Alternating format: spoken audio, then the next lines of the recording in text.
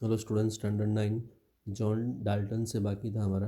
John Dalton was born in a poor weavers family.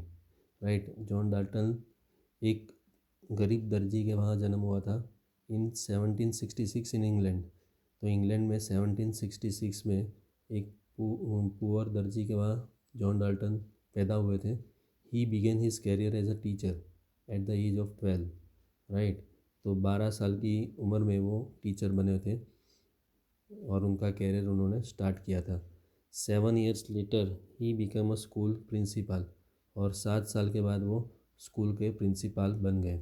In 1793 Dalton left for Manchester. Right. तो 1793 में फिर वो कहाँ गए? मैनचेस्टर में गए to teach mathematics, physics and chemistry. Okay. Mathematics, physics और केमिस्ट्री पढ़ाने के लिए कॉलेज के अंदर कहाँ गए वो?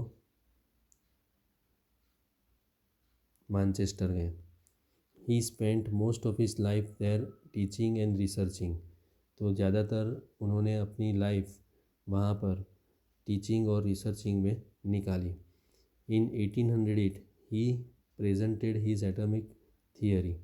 1808 में उन्होंने अपनी एटॉमिक थियरी प्रेजेंट की, which was a turning point in the study of matter.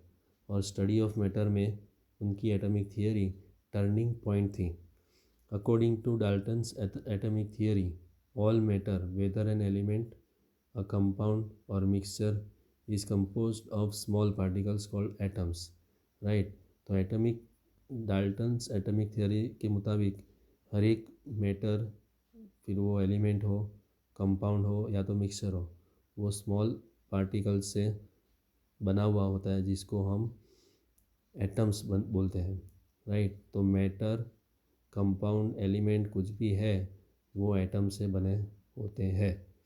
The postulates of this theory may be stated as follows. Postulates किसको बोलते हैं? जिस जो राइट थिंग होती है और जिसको हमने एक्सेप्ट किया है, राइट, कि ये सही है। ओके। उसके प्रूफ की कोई ज़रूरत नहीं होती है, उसको हम बोलते हैं क्या? Postulates. All matters all matter is made of very tiny particles called atoms. हर एक मैटर जो है वो छोटे छोटे पार्टिकल्स की बनी होती है, उस जिसको हम एटम बोलते हैं। विच party which participate in chemical reactions. Right. वो केमिकल रिएक्शन के अंदर पार्टिसिपेट करते हैं। ओके। कौन?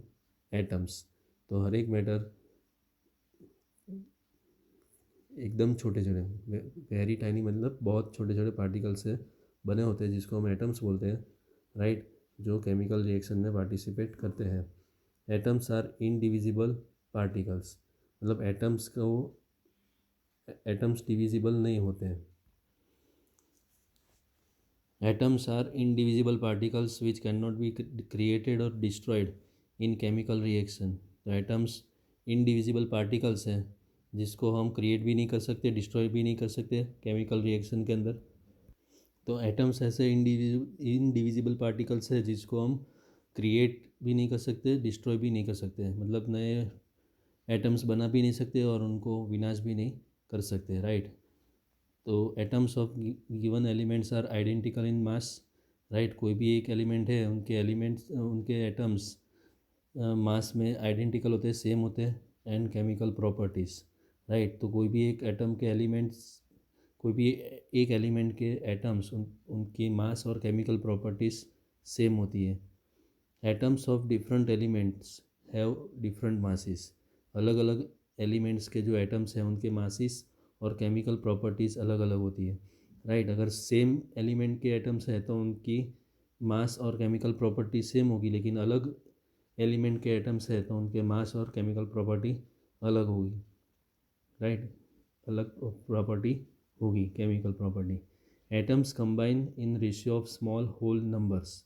राइट। एटम्स जो है वो ratio of small whole numbers के अंदर कंबाइन होते हैं टू फॉर्म कंपाउंड्स। राइट। तो atoms ratio of small whole numbers में कंबाइन होते हैं, जिससे कंपाउंड बनते हैं। The relative number and kinds of atoms are constant in a given compound, कोई भी एक कंपाउंड के अंदर रिलेटिव नंबर और काइंड ऑफ एटम्स वो कांस्टेंट होते हैं, सेम नंबर में होते हैं, राइट। काइंड ऑफ एटम मतलब टाइप के एटम, कौन सी टाइप के एटम्स है और उनका रिलेटिव नंबर क्या है, वो कोई भी एक कंपाउंड के अंदर सेम रहता है। You will study in next chapter that all atoms are made up of still smaller particles, right. Next chapter में आप पढ़ोगे कि हर एक एटम्स स्मॉलर पार्टिकल्स के बने होते हैं, right.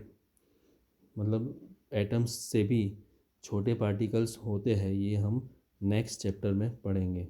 Okay, then in reaction 5.3 gram of sodium carbonate reacted with 6 gram of acetic acid, right. कोई भी एक रिएक्शन है जिसमें 5.3 ग्राम ऑफ सोडियम कार्बोनेट जो है वो 6 ग्राम ऑफ एसिटिक एसिड के साथ रिएक्शन करता है। The products were 2.2 gram of carbon dioxide, 0.9 gram water and 8.2 gram of sodium acetate, so that these observations are in agreement with the law of conservation of mass, right। तो ये जो observations है वो law of conservation of mass के agreement में है, right. तो sodium carbonate plus acetic acid, तो sodium acetate plus carbon dioxide plus water, मतलब इसके अंदर रिएक्टेंट्स जो है और प्रोडक्ट्स है उसमें जितने एलिमेंट्स और जो प्रॉपर्टीज़ है वो जितने रिएक्टेंट्स है सेम प्रोडक्ट में भी होती है, राइट। तो कोई भी एलिमेंट हम क्रिएट नहीं कर सकते एटम्स को, और कोई भी एटम्स को क्रिएट नहीं कर सकते और डिस्ट्रॉय भी नहीं कर सकते, राइट। तो ये चीज़ हमें रिएक्टेंट में भी बतानी है और प्रोडक्ट में बतानी है। Hydrogen and oxygen combine in the ratio of 1:8 by mass to form water, right. Hydrogen और oxygen 1:8 by mass of water, right, to form water. तो ये हर एक जगह पर होता है, कहीं से भी पानी का मॉडल लो तो हाइड्रोजन और ऑक्सीजन का रेशियो क्या होगा, 1:8 होगा। What mass of oxygen gas would be required to react completely with 3 gram of hydrogen gas, right. तो 3 ग्राम ऑफ हाइड्रोजन गैस है तो उसमें ऑक्सीजन कितना मास चाहिए, राइट, कितना ऑक्सीजन चाहिए मास में।